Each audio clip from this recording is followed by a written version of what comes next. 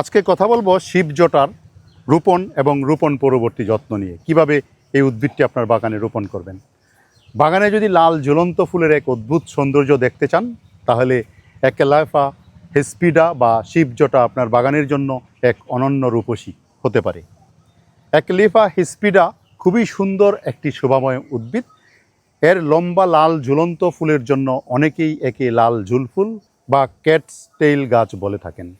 বাগান বা টবে লাগালে সঠিক যত্নে সারা বছরেই ফুল দিতে দেখা যায়। অনেকেই আমাকে প্রশ্ন করেছেন যে আপনার বাগানে এত চমৎকার সারা বছর ফুল দেয়, আমরা রোপণ করলে কেন ফুল দেয় না। আজকে সেই বিষয় নিয়েই কথা বলবো। এর রোপণ পদ্ধতি ও যত্ন নিয়ে কথা বলতে চাচ্ছি। সাধারণত ডাল কাটিং থেকে এই গাছ সহজে জন্মে। 5 ইঞ্চি পরিপক্ক ডাল কেটে নিচের পাতা ফেলে দিয়ে মাটিতে রোপণ করতে হয়। 15 থেকে 20 দিনের মধ্যেই এর শিকড় গজাবে।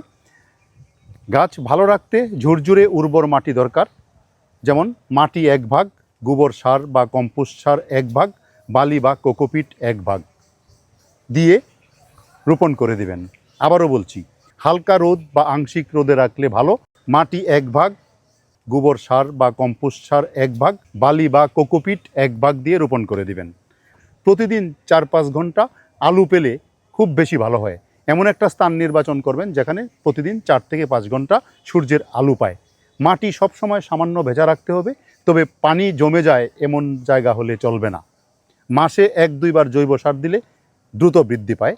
ফুল বেশি পেতে হলে মাঝে মধ্যে তরল জৈব সার স্প্রে করে দিবেন। গাছ বেশি লম্বা হলে, ডাল বেশি ছড়িয়ে গেলে প্রুনিং করে দিবেন।